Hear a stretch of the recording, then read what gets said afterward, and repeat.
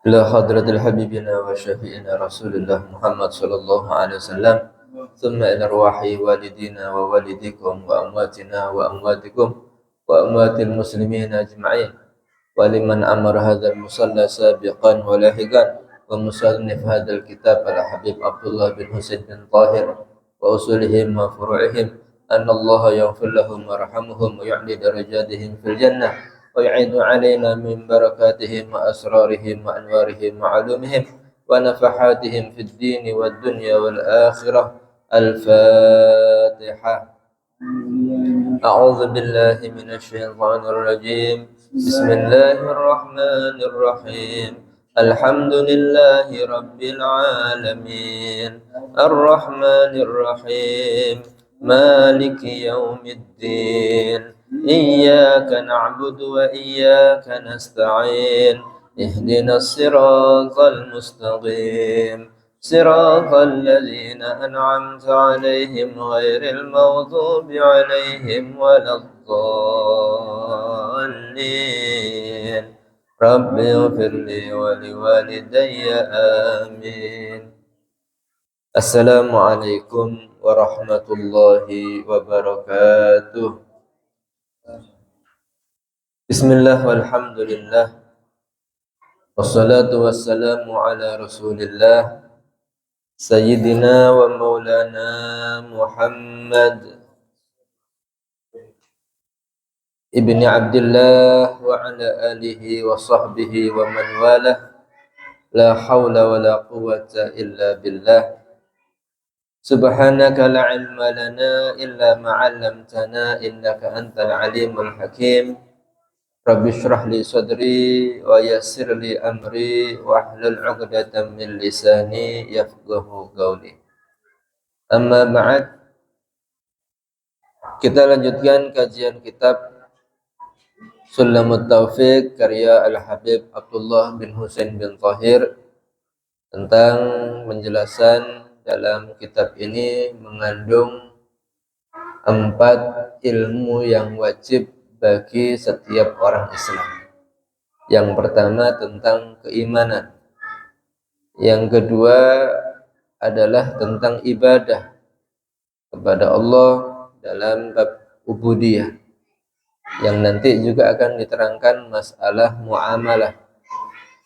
Kemudian tentang bab jinayah, hukum-hukum Islam terhadap pelaku kriminal. Yang terakhir juga ada tentang bab munakahat, pernikahan dan hubungan rumah tangga, juga tentang ilmu tasawuf, tentang membersihkan hati untuk menjadi hamba yang mendapat ridha Allah Subhanahu wa ta'ala. Meskipun kitab ini tipis, singkat, tapi isinya padat, dan ini mencakup daripada seluruh ilmu yang wajib diketahui oleh seorang muslim. Malam hari ini menjelaskan tentang sholat Jum'ah. Kemarin kita sudah jelaskan tentang sholat berjamaah. Bismillahirrahmanirrahim. Wa fil jumu'ati fardu ainin. Dan di dalam sholat Jumat itu adalah hukumnya fardu ain alaihim, bagi laki-laki, dengan syarat idza kanu arba'ina, apabila mereka berjumlah 40 orang, mukallafina, dan sudah mukallaf, Islam, baligh dan berakal sehat, fi abniyatin, kemudian berada di satu perkampungan yang banyak bangunan-bangunan rumah tempat tinggal. Nah, dalam hal ini penjelasan pertama tentang hukum sholat Jum'ah. Sholat Jumat ini menurut ulama ada yang mengatakan bahwa sholat Jumat itu sholat zuhur yang diringkas rakaatnya. Sholat zuhur 4 rakaat di hari Jumat diringkas menjadi 2 rakaat. Itu menurut sebagian pendapat ulama. Tapi pendapat yang kuat adalah sholat Jumat ini bukan sholat zuhur yang diringkas, karena ada dalil khusus dalam Al-Quran tentang sholat Jumat. Di surat Al-Jumu'ah, ya ayyuhalladzina amanu idza qudiyatis sholatu liyaumil jumu'ati fas'au ila dzikrillah wa dzarul bai' dzalikum khairul lakum in kuntum ta'lamun. Ya ayyuhalladzina amanu, wahai orang-orang beriman, idza nudiya, apabila dipanggil lis sholati yaumil jumu'ati, untuk melaksanakan salat di hari Jumat, fas'au ila dzikrillah, maka bersegeralah untuk menuju zikir kepada Allah, yaitu salat Jumat. Wa dzarul bai', dan tinggalkan jual beli, perdagangan.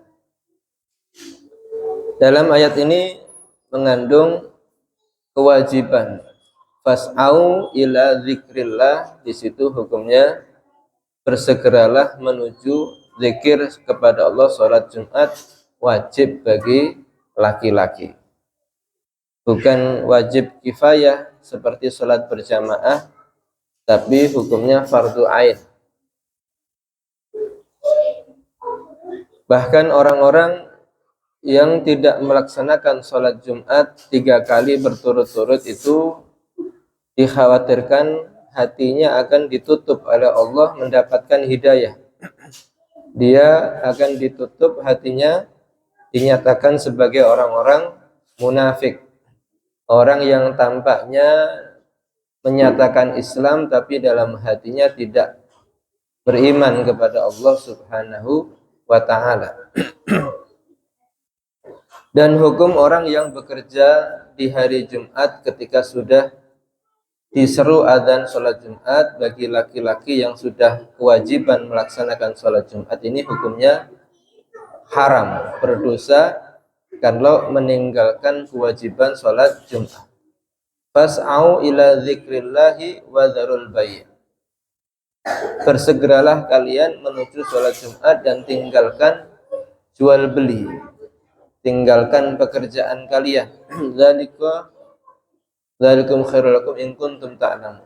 Dan itu bagi kalian, salat Jumat ini adalah lebih baik pahalanya jika kalian mengetahui.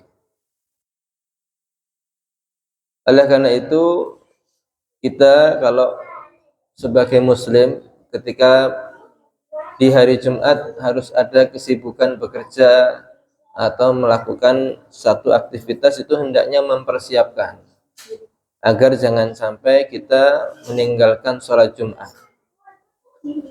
Nah, sholat Jumat dalam mazhab Syafi'i syaratnya idza kanu arba'ina, apabila mereka sudah berjumlah 40 orang. Kalau kurang dari 40 orang, maka dalam mazhab Syafi'i tidak sah sholat Jumatnya, harus melakukan dengan sholat zuhur. 40 ini adalah dengan imamnya, dan semuanya adalah orang-orang yang mukallaf.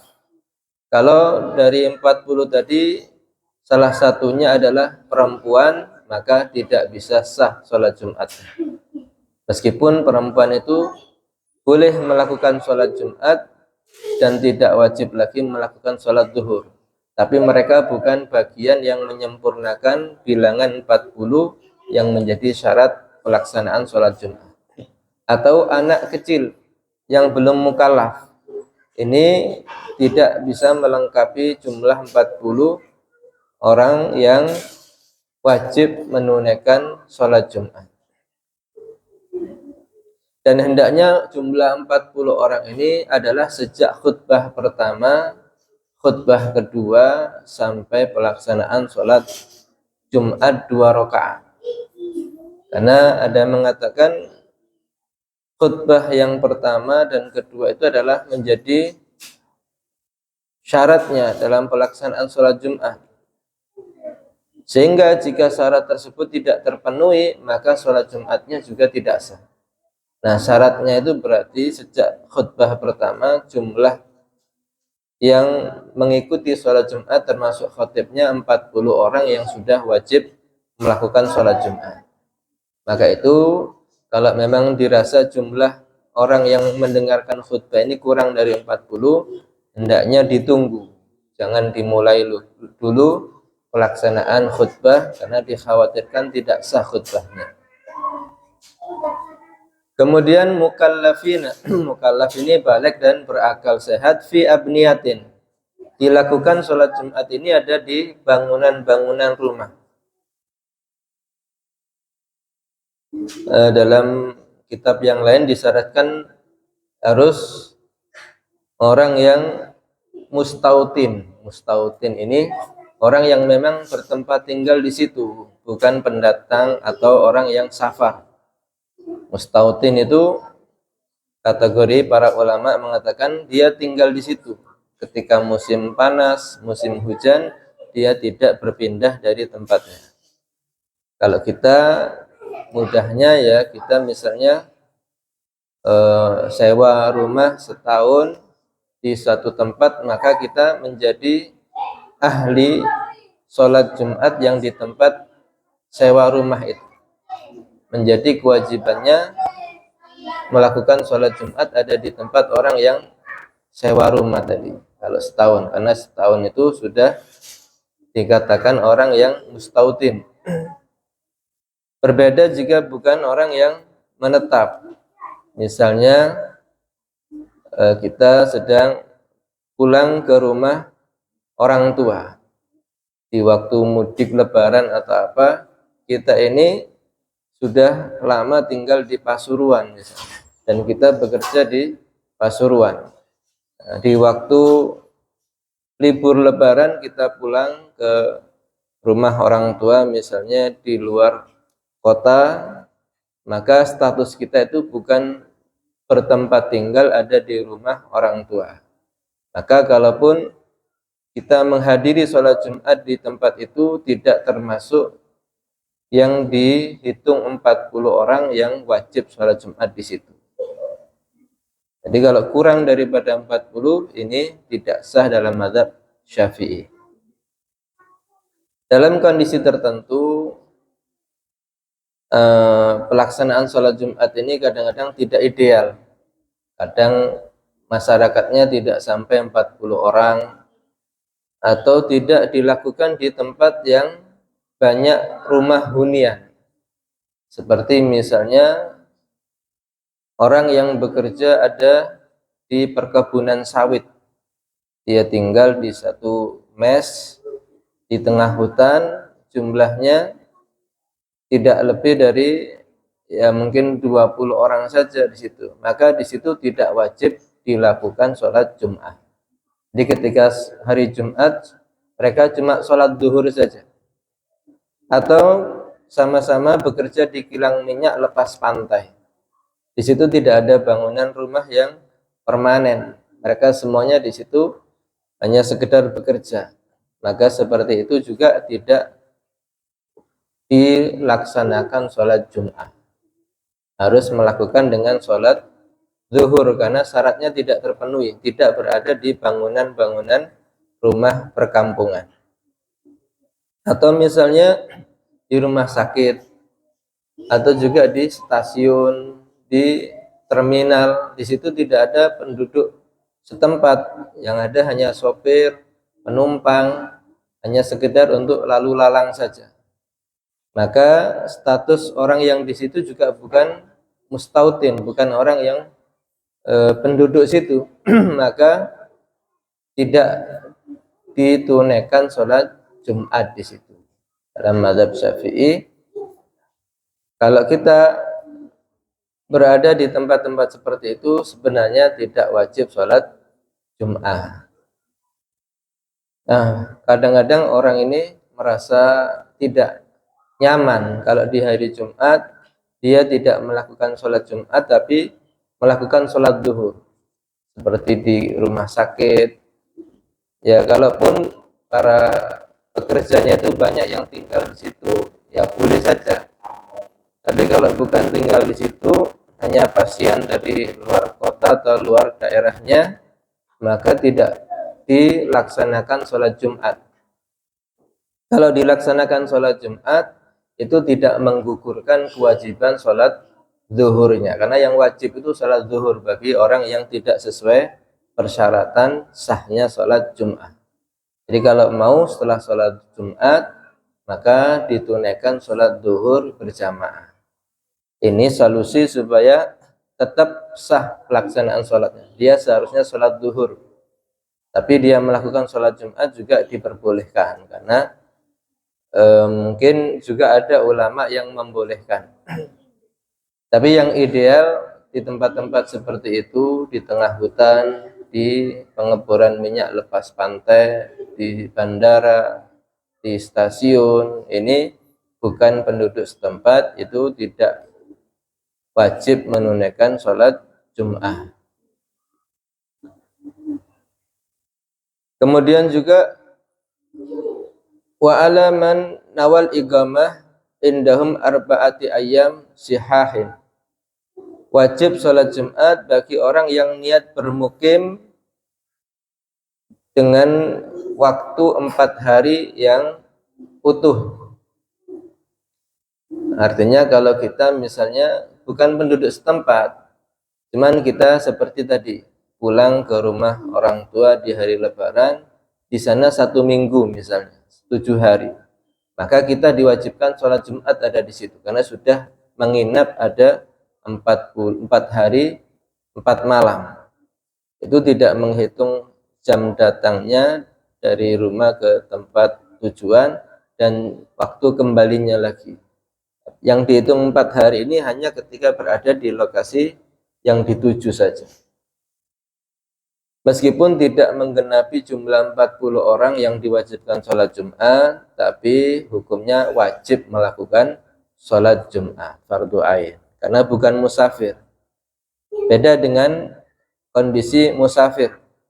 Seperti kemarin dijelaskan, uzur-uzurnya sholat berjamaah termasuk safar.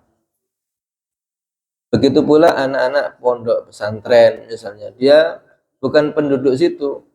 Misalnya rumahnya ada di Kalimantan, pondoknya ada di Pasuruan misalnya. Dia bukan penduduk Pasuruan, cuman dia niat tinggal mukim ada di Pasuruan, mondok ini selama setahun misalnya.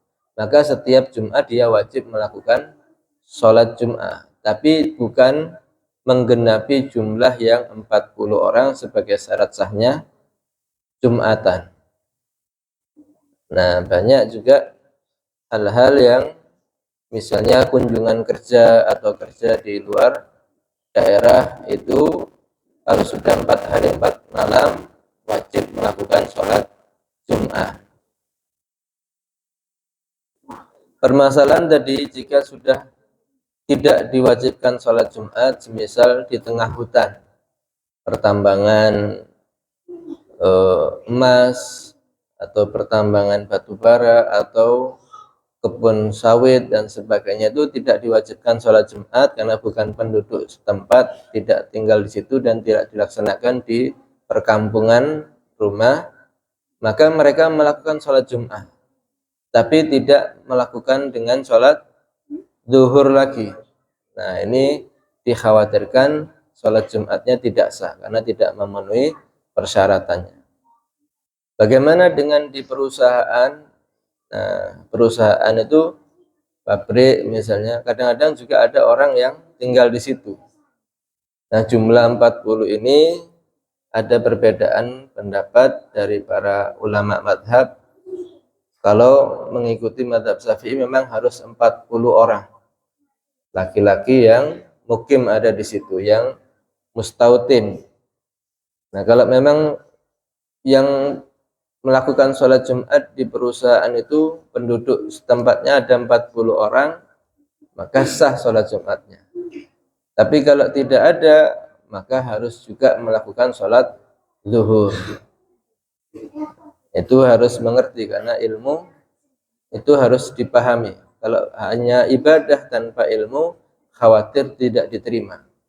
Bagaimana dikatakan, waman bi ghairi ilmin ya'malu a'maluhu mardudatun la tuqbalu. Orang yang beramal tanpa dasar ilmu ini kadang-kadang amalnya ditolak, tidak diterima oleh Allah Subhanahu wa ta'ala, karena tidak sesuai aturan syariatnya, kelihatannya benar, melaksanakan sholat Jumat, mendatangkan khotib dari luar, kemudian juga ada seperti sholat Jumat yang ada di kampung, tapi tidak memenuhi persyaratannya, maka ini tidak sah.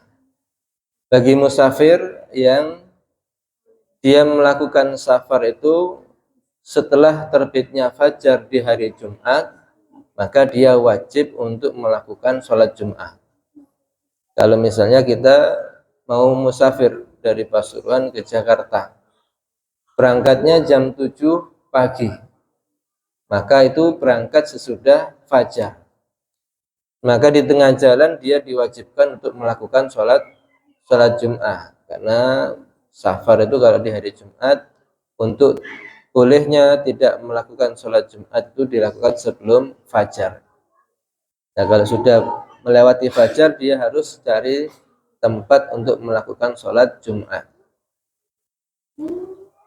Kalau dia berangkat malam hari atau sebelum fajar, maka dia boleh tidak melakukan sholat Jumat, karena termasuk uzur sholat Jumat itu melakukan safar. Kemudian wa alaman balaghu nida'u sautin min tarafin yalihi min baladiha.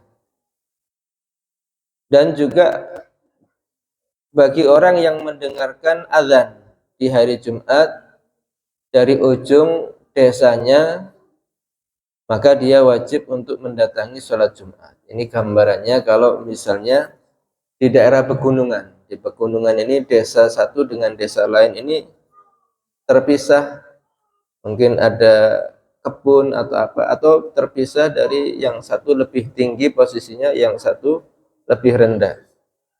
Dan jumlahnya kadang-kadang satu kampung ini tidak sampai 40 orang, yang di bawah 30, yang di atas 30 misalnya. Atau yang di bawah 30, yang di atas sudah 40. Apakah yang 30 ini tidak wajib sholat Jumat? Dilihat. Kalau dia mendengarkan azan dari masjid yang jumlah penduduknya atau orang yang sholat Jumat ini 40 orang, dari ujung kampungnya dia mendengar, maka wajib kampung yang bawah ini untuk ikut bergabung di sholat Jumat kampung yang di atasnya. Kalau mendengarkan azan Jumat tapi dengan tanpa pengeras suara. Kalau dengan pengeras suara, apalagi di gunung, daerah perbukitan atau lereng gunung, itu dari jarak tinggi pun akan terdengar sampai ke bawah, tapi itu menyulitkan. Maka kalau dengan suara biasa yang di bawah dengar, maka yang di bawah ini harus ikut bergabung dengan yang melaksanakan sholat Jumat tadi. Kalau 30 tadi tidak mendengar, misalnya kalau azan di kampung A tidak terdengar sampai di kampung B, maka kedua kampung tadi tidak diwajibkan sholat Jumat. Wa syartuha waktu zuhri. Syarat sholat Jumat ini dilakukan di waktu zuhur. Wa khutbatani, dan ada 2 khutbah qablaha fihi, sebelum pelaksanaan sholat Jumat. Ada 2 khutbah. Syarat khutbah yasma'uhal arba'un. Nah, di sini dikatakan syarat 2 khutbah tadi itu juga harus didengarkan oleh 40 orang sejak khutbah pertama. Jadi kalau khutbah pertama jumlah hadirinnya ini masih 30 atau masih 20, jangan dimulai lagi. Jangan dimulai dulu, karena belum sah itu khutbahnya nanti. Wa an yasma'una arba'u. Kemudian wa an tusalla jama'atan bihim. Syarat Jumatan ini harus dilakukan secara berjamaah dengan 40 orang tadi. Misalnya kalau di tengah-tengah khutbah jumlah orang yang ikut salat Jumat ini pas 40 orang. Di tengah-tengah khutbah salah satunya pulang, entah karena dia ada urusan, entah karena dia sakit, sehingga jumlah orang yang mau sholat Jumat ini berkurang 1. Maka tidak dilakukan sholat Jumat, tapi sholat duhur. 40 ini harus lengkap dari awal khutbah sampai pelaksanaan sholat. Wa alla tuqarinaha ukhra bi baladiha, dan tidak ada yang membarengi sholat Jumatan yang lain di kampungnya. Ya, syaratnya satu kampung ini harus ada satu Jumatan saja, tidak boleh ada dua sholat Jumat. Karena seharusnya bergabung, bukan pisah. Kalau ada di satu kampung itu dua sholat Jumat, ini jika yang mendahului dalam takbiratul ikhram itu yang sah. Jadi khutbahnya misalnya yang satu panjang, yang satu pendek, itu tidak dianggap. Tapi ketika sudah sholat takbiratul ikhram, siapa yang pertama kali selesai takbiratul ikhram, sholat Jumatannya itu yang sah. Yang berikutnya, yang setelah itu, maka tidak sah sholat Jumatnya. Itu kalau bersama-sama dalam satu kampung. Kalau sama-sama berbarengan, maka kedua-duanya tidak sah semua. Maka itu tidak boleh salah satu kampung ini ada dua sholat Jumat. Kecuali kalau masjid yang dilakukan sholat Jumatan di situ sudah tidak mencukupi, sudah penuh, maka karena darurat keadaan membutuhkan, diperbolehkan ada sholat Jumat yang lain di kampung tersebut. Selama tidak ada hal yang membolehkan, tidak boleh salah satu kampung ini ada dua sholat Jumat. Karena memang di zaman Rasulullah SAW di kota Madinah itu ya satu saja Jumatannya, tidak ada dua sholat Jumat. Maka khusus sholat Jumat ini adalah tempat untuk berkumpul seluruh orang Islam, tidak diperbolehkan satu kampung ada dua sholat Jumat. Kecuali dengan beberapa persyaratan. Kalau misalnya di kampung itu ada dua golongan, yang satu misalnya ahlus sunnah, yang satu orang-orang ahlul bid'ah, ya, orang-orang yang akidahnya di luar ahlus sunnah wal jamaah. Nah ini boleh, karena tidak sah orang yang ahlus sunnah bermakmum dengan orang yang di luar ahlus sunnah wal jamaah, tidak sah. Misalnya kalau kita tidak mendirikan sholat Jumat sendiri, nanti yang jadi imam itu di luar ahlus sunnah, maka sholatnya orang yang di belakang itu juga bisa tidak sah menurut madhab ahlus sunnah wal jamaah. Kalau ada perbedaan akidah aliran seperti itu, diperbolehkan ada dua pelaksanaan sholat Jumat dalam satu kampung. Selama tidak ada perbedaan, maka harus satu saja.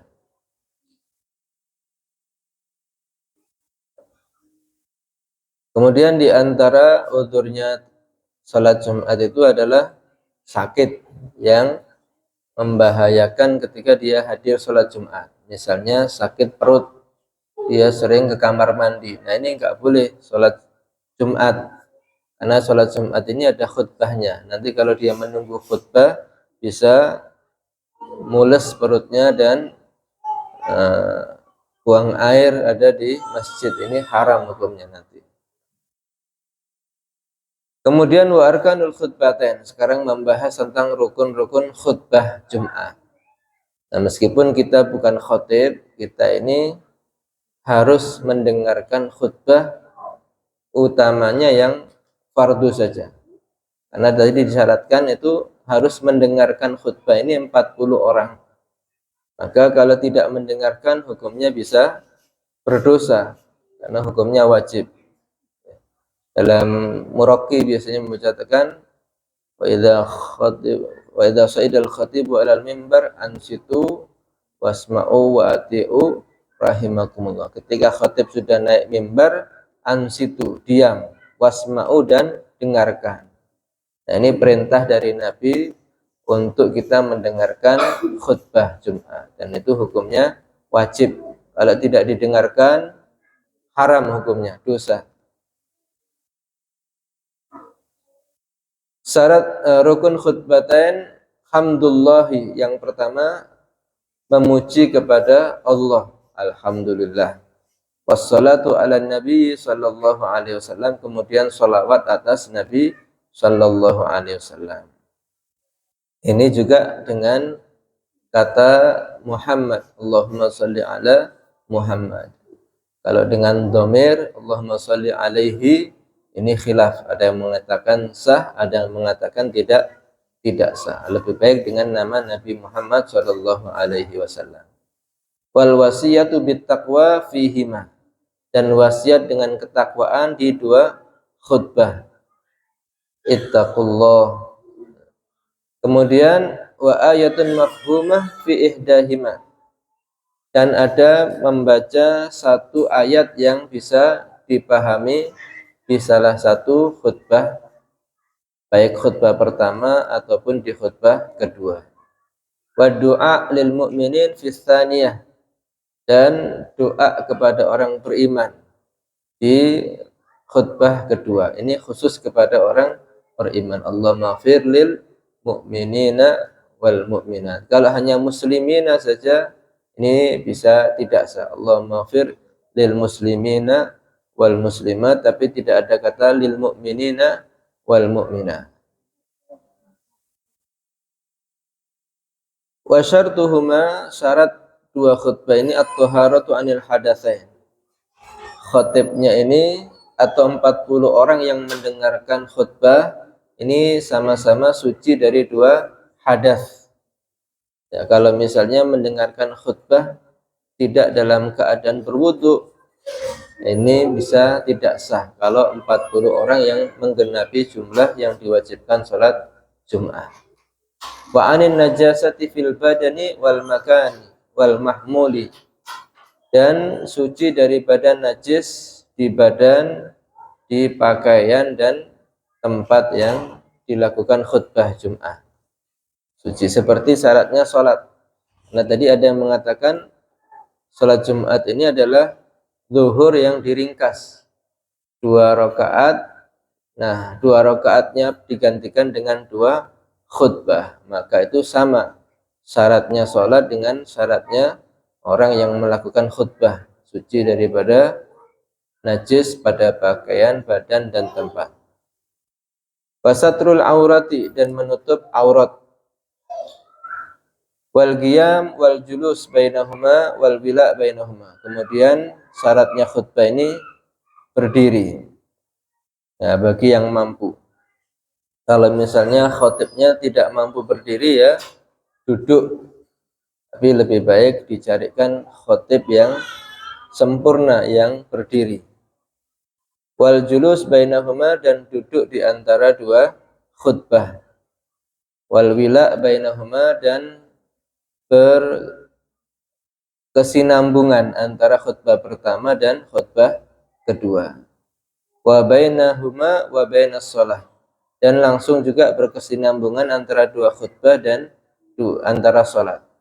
Wa an yakuna bil arabiyyati, kemudian syaratnya khutbah ini harus dengan bahasa Arab. Ini dalam rukun-rukunnya saja. Dalam rukunnya diwajibkan bahasa Arab. Alhamdulillah, sholawat atas Nabi, kemudian wasiat dengan takwa, ayat Al-Quran, dan doa untuk orang beriman ini wajib dengan bahasa Arab.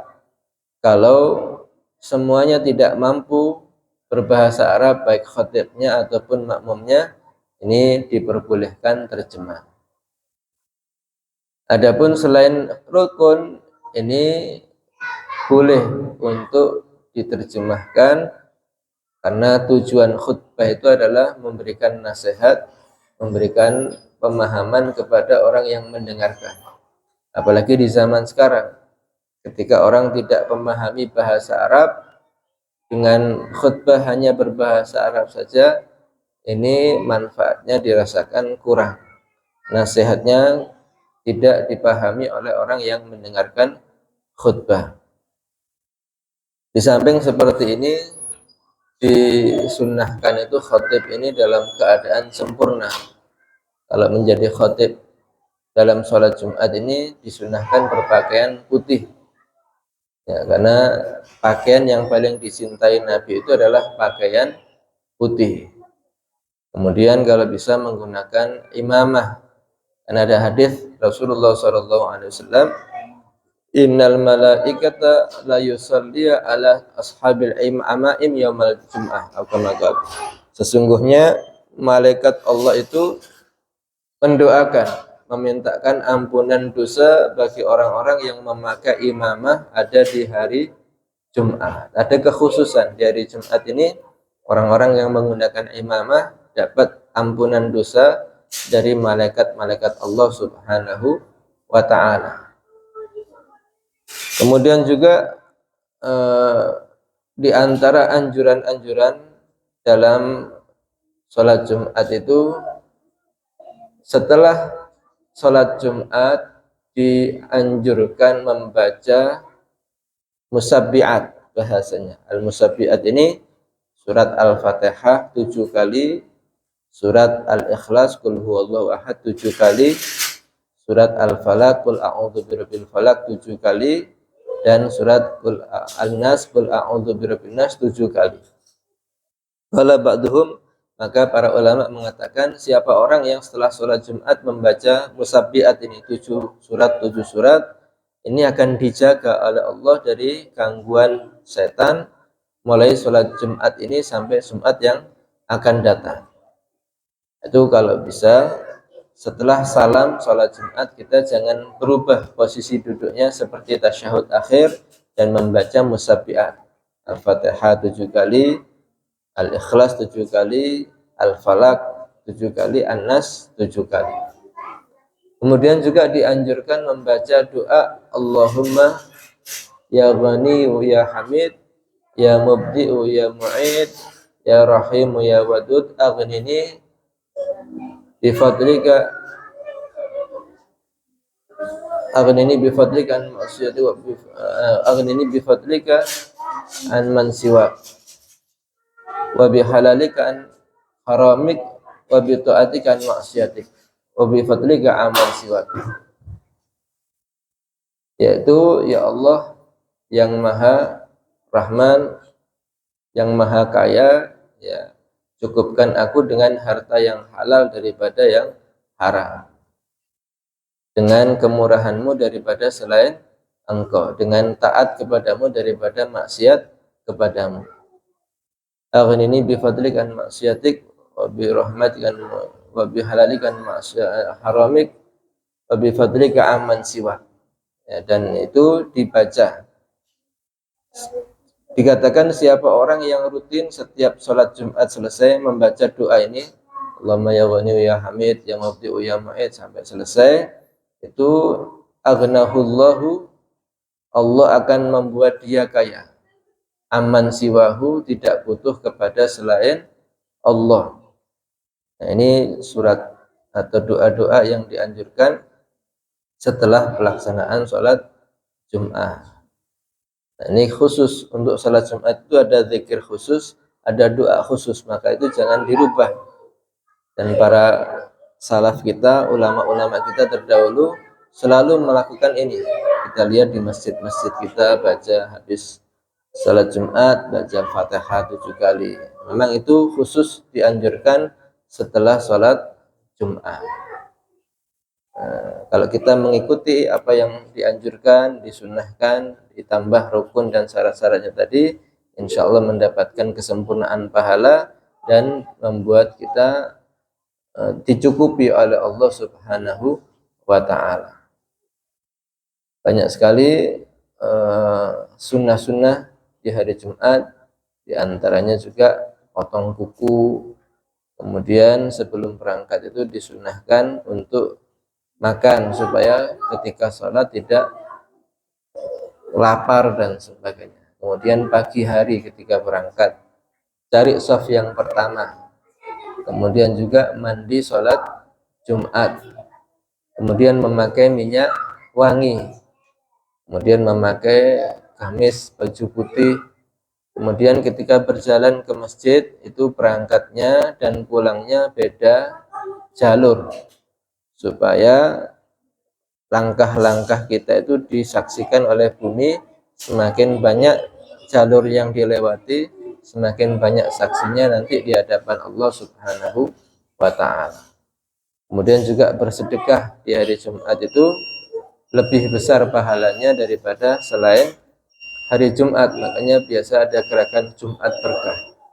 Nah, itu memang dilebihkan pahalanya oleh Allah orang yang sedekah ada di hari Jumat. Semoga kita semua bisa mengamalkan sunnah-sunnah ini dan mendapatkan pahala dari Allah Subhanahu wa ta'ala. Mungkin ada yang ditanyakan. Di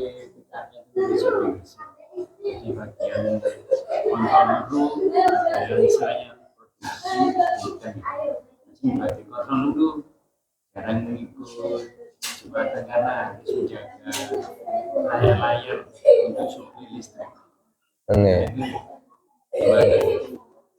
Oke. Pertanyaannya, kalau ada instansi atau perusahaan yang melarang karyawannya atau pegawainya untuk melakukan sholat Jumat tanpa ada darurat, bagaimana hukumnya?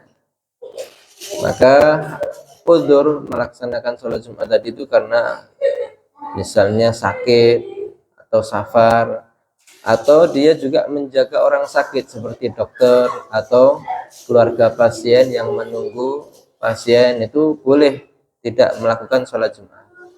Cuman kalau udzur pekerjaan ini secara nas yang ada di kitab-kitab fikih tidak boleh, karena bukan udzur syar'i. Karena dikatakan ya bisa kerja yang lain. Cuman kalau misalnya itu darurat kalau misalnya kita banyak hutang, kalau tidak bekerja di situ tidak bisa membayar hutang misalnya, atau ada yang harus kita nafkahi dan sebagainya, ya ini memang dilema. Kita tidak bisa mengharamkan mutlak karena keadaan seseorang itu berbeda. Tapi kalau memang dia masih bisa kerja yang lain, dia misalnya masih tidak terlalu darurat dalam urusan nafkahnya ini, nah itu tidak boleh. Nah, kalau darurat itu tubihul mahdurat. Kalau sudah darurat ini membolehkan yang haram, misalnya makan bangkai itu kalau darurat boleh, minum khamr kalau untuk menghentikan tersedak itu, kalau tidak bisa mati itu boleh. Jadi kalau darurat itu seperti itu maka diperbolehkan, tapi kalau tidak mendesak, tidak darurat, tidak boleh. Nah, kita juga hendaknya memberitahu kepada pemilik perusahaan atau apa, karena kita ini hidup di daerah yang mayoritas muslim. Indonesia ini mayoritas muslim dan penduduk muslim terbesar dunia. Maka seharusnya orang kafir itu menghormati orang Islam. Kalau bisa libur kerja itu memang hari Jumat. Kalau libur sekolah kan anak-anak tidak wajib sholat Jumat. Tapi kalau kerja itu orang-orang dewasa wajib melakukan sholat Jumat. Maka wajib kalau misalnya di hari Jumat itu tidak bisa melakukan sholat Jumat karena pekerjaan, ya wajib diliburkan di hari Jumat itu. Idealnya seperti itu. Nah, ketika sudah berubah seperti ini ya, kita kembalikan kepada pribadi masing-masing. Kalau hukumnya tetap kalau bukan darurat tidak diperbolehkan untuk meninggalkan sholat Jumat bagi laki-laki merdeka yang sudah mukallaf. Wallahu a'lam. Untuk ini kondisinya bukan darurat, tapi mengantisipasi agar bisa seperti tadi itu menjaga PN. Nah, kalau nggak dijaga nanti problem bisa mati semua. Jembatan juga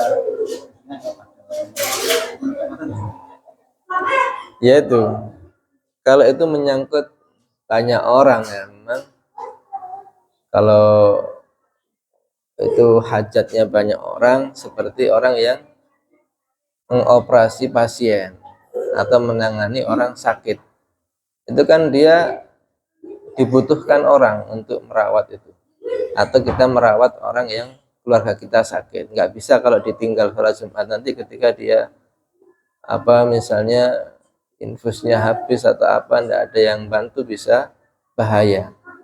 Nah, menyebabkan bahaya orang lain kalau kita terhadap itu tidak boleh.